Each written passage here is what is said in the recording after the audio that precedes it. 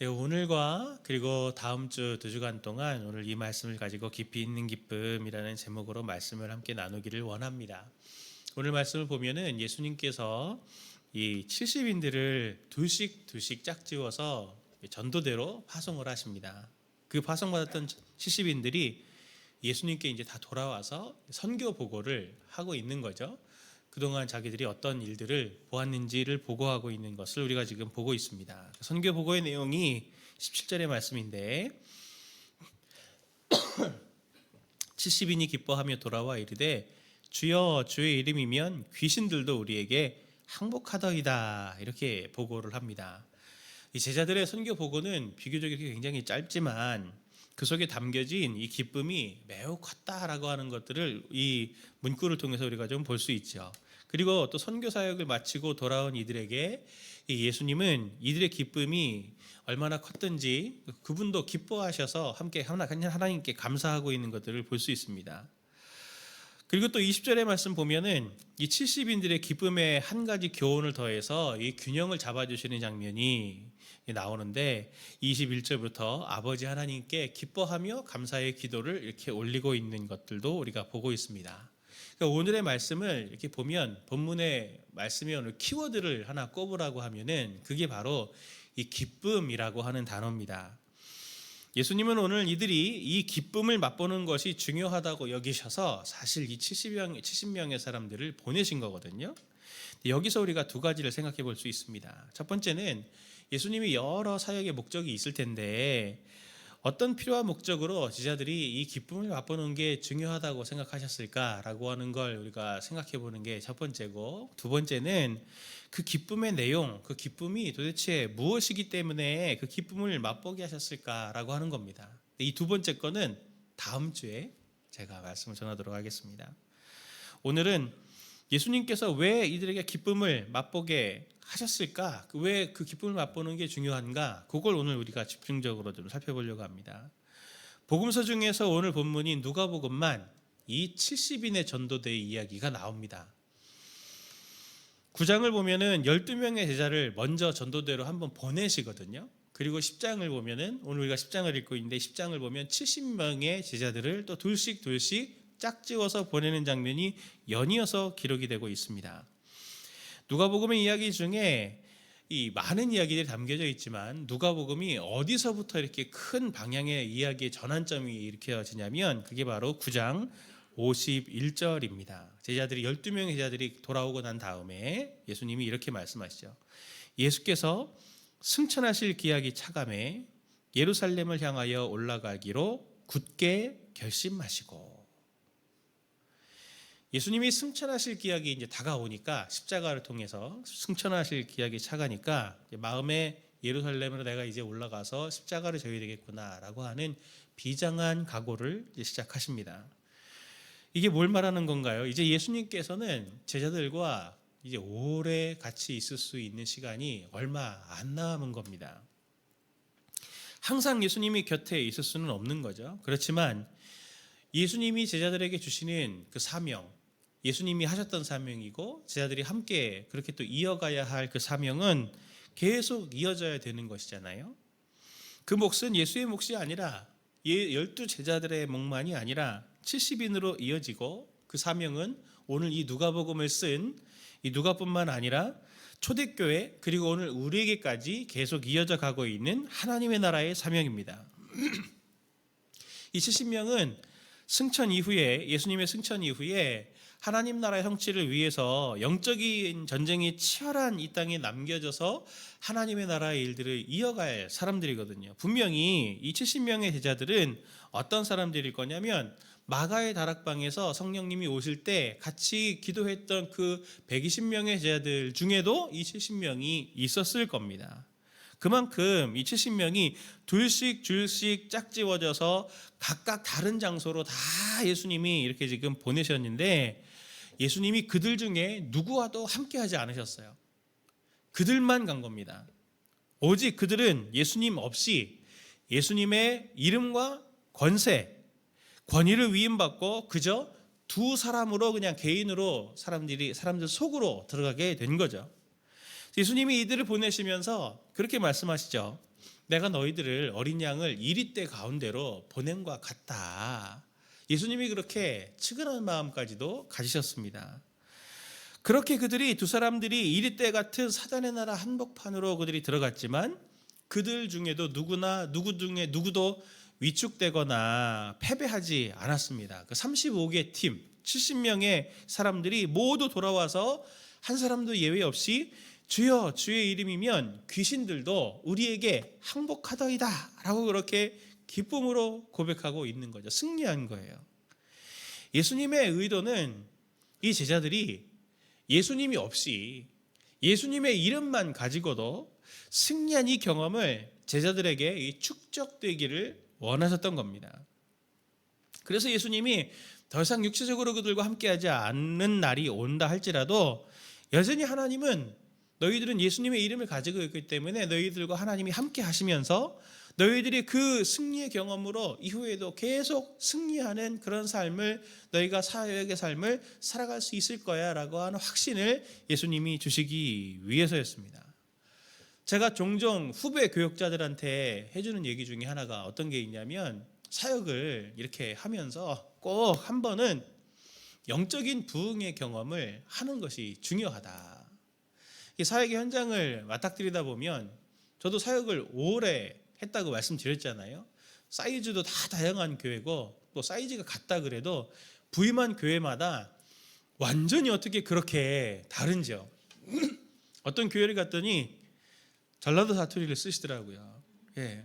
그래서 전라도 사투리 거기서 배웠고, 예. 어느 교회 갔더니 경상도 사투리를 이렇게 또 쓰시더라고요. 경상도 분들이 이렇게 많더라고요. 경상도 문화를 또 배우고, 똑같은 성도여도 새로운 환경에 상황들에 노출이 되는데 그 상황 속에서 어떻게 내가 이분들을 또 사역이 막 시작하면 나이도 어리잖아요. 근데 대하는 성도님들은 인생 경험도 많고 어떤 분들은 성경 지식도 많거든요. 그분들 앞에서 어떻게 내가 확신을 가지고 말씀을 전하고 목양을 할 수 있을까? 하나님께서 한 번은 사역하면서 영적인 부흥의 경험을 주시는 것들이 필요하다. 그래야 그 힘을 가지고 새로운 삶의 사역지에서 새로운 도전에서 항상 승리할 수 있다. 제가 종종 그렇게 얘기를 하는데 제가 그런 경험들이 이 말씀을 통해서도 저에게도 이렇게 깨달아지게 된 거거든요. 우리에게 있어서의 경험이라고 하는 게 아무것도 아닌 것 같지만 사실은 굉장히 중요합니다. 왜냐하면 사람들이 사역뿐만이 아니고요. 저처럼 사역뿐만이 아니고 매일매일 매순간 다가오는 삶의 자리들을 한번 보시면 날마다 새로운 삶이잖아요. 새로운 도전들이 우리 앞에 기다리고 있습니다. 그런데 다른 환경들을 만나거나 다른 문제들을 만나면 그 문제들을 어떻게 풀어가냐면 죄송합니다.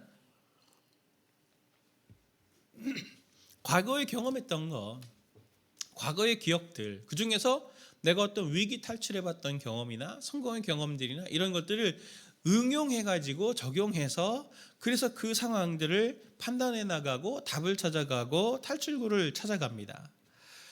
우리 앞에 걸림돌과 같은 환란의 환경이 생각해 났을 때 그 비슷한 상황에서 난 어떻게 그 상황을 이겨냈었지 하면서 오늘의 어려움들을 이겨내는 그런 모습들 우리 주변에서도 볼 수 있잖아요. 영적인 것도 비슷하거든요. 내 앞에 지금 닥친 역경의 상황과 비슷한 환경 속에서 여러 성공의 경험들이 있다면 지금 내 앞에 닥친 문제들이 불안하지만 이 불안이 나로 하여금 침몰되지 않도록 나의 발목을 잡는 불안이 되지 않도록 나로 하여금 당황하지 않도록 이 성공의 경험들, 영적인 성공의 경험들이 우리를 지혜를 주기도 하고 안정을 주기도 하고 용기를 주기도 하는 일들이 분명히 일어납니다. 오늘 70인들이 만약 오늘 본문에 이런 승리의 경험이 없었다면 앞으로 다가올 당황스러운 상황, 심지어 예수님이 십자가에 못 박혀서 저주받은 자로 모든 사람들의 이런 비난을 받는 그런 상황에서도 끊임없이 그의 이름, 주님의 이름 붙들고 어떻게 승리할 수가 있었겠습니까? 이 70인들은 오늘 예수님께 기뻐하며 돌아왔고 그들에게 기쁨이 있었다라고 누가는 강조해서 이야기합니다. 그 이유는 다음 주에 살펴보겠지만 사탄과의 전쟁에서 승리했기 때문입니다. 오늘 우리는 예수님께서 이 승리의 기쁨을 맛보는 것, 승리의 기쁨을 축적하는 것이 얼마나 중요하다라고 하는 것을 주목해 볼 필요가 있어요. 이미 말씀드렸던 것처럼 이 70인은 초대교회의 이 씨앗들입니다. 하나님 나라를 확장시킬 의무가 있죠. 그리고 말씀드렸던 것처럼 우리들에게도 여전히 그 의무는 사도의 신앙을 물려받은 우리에게도 여전히 동일하게 이어져 가고 있습니다. 그렇다면 우리가 신앙생활을 한다고 할 때 어떤 마음가짐을 갖는 것이 필요할까요? 예수님이 이들에게 말씀을 하시잖아요. 어린 양과 같은 우리를 이리떼 가운데로 보낸 것 같다. 예수님이 그들을 보내시면서 그렇게 말씀하셨습니다. 그럼 우리 앞에도 그런 상황들이 펼쳐질 거라고 하는 것을 예측할 수 있어야 돼요. 그런데 성도님들 대부분은 어떻게 생각합니까? 오히려 예수님을 믿으면서 오는 고난이라든지 어려움이라든지 또는 애매한 원인으로 오는 이런 여러 다양한 환난들을 당할 때 우리는 의아해하기도 하고, 내가 어떻게 예수님의 이름을 가지고 있는데 제자들은 잘 승리했다고 하는데 나한테 어떻게 이런 일이 있을 수 있는가 그러면서 마음 상해하기도 하는데, 오늘 본문의 70인들을 이리떼 가운데 보낸 어린 양의 상황으로 보내셨다. 그리고 우리가 초대교회 역사를 잘 알지만 초대교회 교인들 중에도 여전히 어떤 사람들이 있었습니까? 황제의 핍박으로, 로마의 핍박으로 사자의 되는 사람들도 있었고, 그렇게 산채로 불에 태워지는 그런 끔찍한 일들을 경험한 사람들이 있다고 하는 것을 우리는 잘 알고 있습니다. 우리에게도 또한 우리의 삶에 다양한 여러 고난과 어려움들이 닥칠 수 있는데 우린 그것을 예측하고 대비를 할 수 있어야죠. 우리가 자주 넘어지는 또 하나의 문제는 뭐냐면, 그 상황 속에 자꾸 넘어지는 이유가 뭐냐면 승리의 경험 이런 것들이 부족하기 때문입니다. 우리가 믿음 안에서 걸어갈 때 우리에게 능력이 되는 것은 예수의 이름뿐이다 라고 하는 것을 우리가 경험하는 것을 우리가 정말 꼭 한 번씩 우리 성도님들이 해보셨으면 좋겠어요. 우리의 삶 속에서 고난의 길들이 펼쳐질 때 예수의 이름이 가진 권능과 힘, 뱀과 전갈을 밟고 원수의 모든 능력을 제어할 권능이 한번 내 삶에 이렇게 한번 작동이 되는 것을 한번 경험해 보시는 성도님들 되시기를 바랍니다. 그렇게 되려면 어떻게 해야 되겠어요? 그 굴 사이로, 그 이리들 사이로 들어가는 것 같은 도전이 우리 가운데 있어야 되지 않겠습니까? 우리가 예수님을 믿고 의지한다고 하지만 실생활에서 어떻게 하는 게 예수님을 믿고 예수님을 의지하는 것인지 성공의 경험이 너무 부족한 게 우리에게 있어서 한계점이 되기도 합니다. 우리는 너무 과도하게 보호하는 경향들이 있거든요. 역경과 고난의 상황 속에서 믿음이나 예수님의 이름을 작동시키기보다는 내 습관이나 개인적인 경험이나 사회에서의 그런 여러 가지의 지혜, 지식 이런 것들 경험들을 이용해서 너무나 세속적으로, 그리고 그 문제들을 비신앙적으로 너무나 빨리 해결해 버리는 방법들이 있는 거죠. 그러니 문제가 생기면 신앙적으로 도전하기보다는 타협하는 방식으로 우리가 모든 문제를 해결해 나가지 않습니까? 우리의 문제는 뭔가요? 한마디로 딱 말하면 왜 우리에게 이런 기쁨이 없습니까? 한마디로 말하면 우리에게 경험 부족이 있기 때문인 거죠. 하나님을 경험하는 것이 너무 부족합니다. 우리는 믿음 생활을 하는데도 너무나 세련됐어요. 많은 신학적인 지식도 있고 성경적인 지식도 있습니다. 근데 말씀에 대해서는 넓게 알지만 깊이에 대해서는 너무 깊이가 얕아요. 서양에 그런 속담이 있더라고요. 아는 것에는 1마일인데 깊이는 1인치다. 엄청 넓게는 아는데 깊이가 너무 얕아가지고 많이 아는 것이 별로 작동이 안 되는 거죠. 실상 알고 믿고 있는다고 하지만 정작 믿음이 나타나야 하고 믿음이 작동돼야 되는 그때에 너무나 무기력해지는 거죠. 우리는 어떻게 해야 됩니까? 만약 오늘 우리가 누가복음 9장 10장에 나타나는 12사도와 또 70인 전도대 이들과 같이 이런 경험들이 없다면 이 초대교회는 와야 됐을 거예요. 사도행전 3장에 나타나는 베드로와 요한이 성전 미문에 앉아서 그들을 바라보며 얼굴을 이렇게 쳐다볼 때, 금과 은은 내게 없지만 내게 있는 것으로 너에게 주노니 곧 나사렛 예수 그리스도의 이름으로 일어나 걸으라 하면서 오늘 70인 전도대가 말하는 예수 그리스도의 이름을 선물로 주는 이런 일들은 없었을 겁니다. 우리는 어떻게 해야 되나요? 우리는 어떻게 해야 미약한 우리의 믿음의 지경, 믿음의 경험 이런 것들을 점점 더 넓혀갈 수 있을까요? 그래서 믿음의 세 단계에 접어들 수 있을까요? 성도님들은 분명히 그런 경험들이 있을 겁니다. 우리가 일명 원시복음이라고 그러거든요. 원시복음. 좀 어려운 말입니다. 원시복음이 뭐냐면 예수님을 믿으면 우리가 천국을 간다. 이걸 믿으십니까? 가장 기본적인 복음의 핵심 내용이잖아요. 거기에서부터 신앙생활이 믿음이 시작이 되는 거죠. 가장 기초적인 그 원시복음. 처음에 예수님을 받아들였을 때, 처음에 인격적으로 예수님을 만났을 때 성도님들은 어땠습니까? 처음에는 죄가 생각나서 굉장히 슬프다가도 슬프면서 감사하고 슬프면서 행복한 경험들 있으시지 않으셨나요? 그게 바로 그 기쁨을 무엇으로 표현할 수가 있겠습니까? 저도 개인적으로 신앙의 길, 걸어온 길들을 뒤돌아보면 분명히 주님과 관계에서 아름다웠던 밀월 관계의 그 기쁨이 있었습니다. 성도님들도 한번 뒤를 자신의 삶을 한번 추억해 보십시오. 보시면 그때 하나님께서 나에게 그때 어려운 때 나를 그때 구원해 주셨지. 건져 주셨지. 내 힘으로 어떻게 할 수 없었는데 굉장히 불안해 했었는데 하나님께서 그때 나에게 살 길을 주셨지. 이런 사람들을 보내셨지라고 하면서 하나님 나는 아무것도 없지만 아무 능력도 없지만 정말 어떻게 보면 딱 죽을 수밖에 없는 그런 상황에서 주님께서 내 삶에 확 하고 다가오셔서 건져주시고 보호해주시고 채워주셨던 그것들로 인해서 기쁨이 막 그렇게 올라오셨던 경험들은 없으신가요? 없으시면 있어야 합니다. 오늘 그걸 구하십시오. 한 달도 좋습니다. 1년도 좋습니다. 10년 전도 좋습니다. 내가 근심과 걱정 중에 있을 때 언제 어떻게 주님으로부터 큰 평강을 얻고 기뻐하였는가 그것을 추억해 보십시오. 그 두려움 속에 주님이 베푸셨던 구원의 기쁨을 추억해 보면 그 믿음의 그것이 믿음의 바탕이 됩니다. 다시 일어날 바닥이 돼요. 그래서 그것에서 다시 시작하는 거죠. 믿음의 계단을 거기서부터 쌓는 겁니다. 우리에게 여러 가지 기쁨이 있죠. 여행을 가도 즐겁고 기쁘기도 하고요. 좋은 영화나 음악을 들어도 기쁘기도 합니다.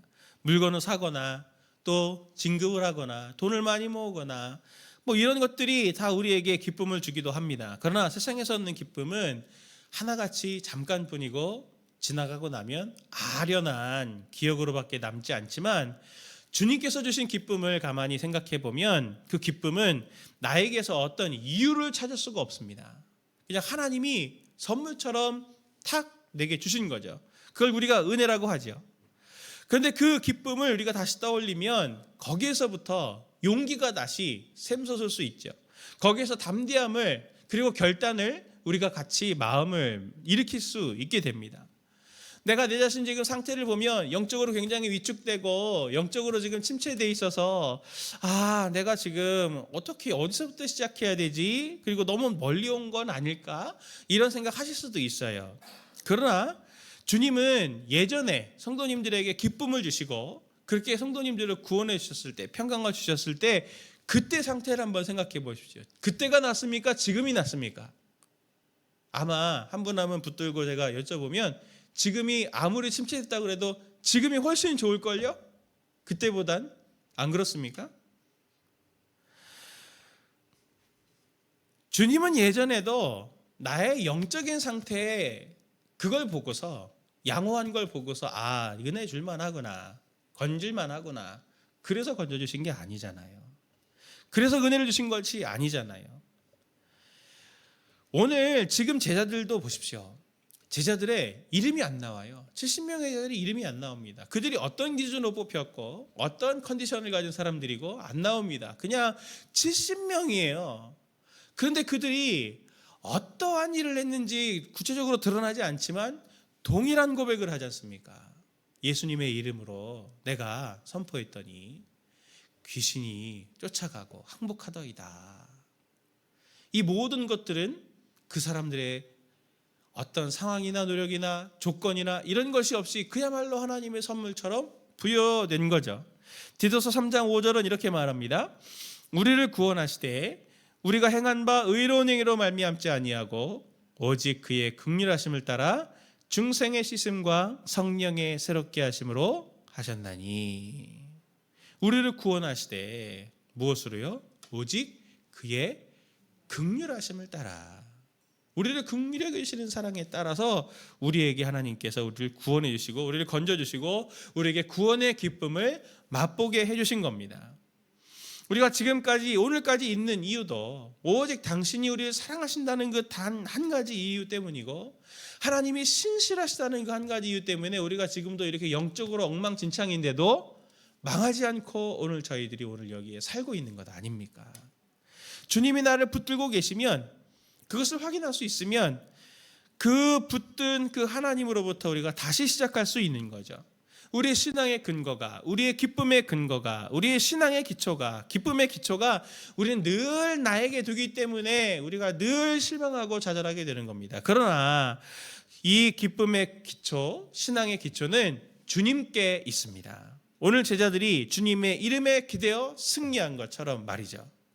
지금보다 더 훨씬 더 보잘것없던 그때에 나에게 아무 원인도 노력도 오직 예수님의 이름만으로 내가 그 상황에서 건진받았던 거, 구원받았던 거, 도움받았던 거, 위로받았던 거, 기쁨을 얻었던 거 확인할 수 있게 되면 오늘 다시 우리 속에서는 그것이 추억될 때 다시 세상의 기쁨과는 다른 깊이 있는 기쁨을 오늘 우리가 맛볼 수 있게 되는 겁니다.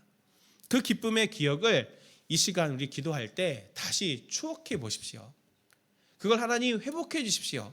다시 깨닫게 해주십시오. 그렇게 구하시면 좋겠습니다. 그리고 그것을 깨달았을 때 위축되지 말고 두려워하지 말고 삶의 자리에 도전에 들어가십시오. 그럼 그 분명히 회복된 그 기쁨, 내가 과거에 경험했던 그 구원의 기쁨이 오늘 예수의 이름을 힘입어서 오늘 또 다른 깊이 있는 기쁨으로 우리에게 하나님께서 부어주시는 재료가 될 것입니다.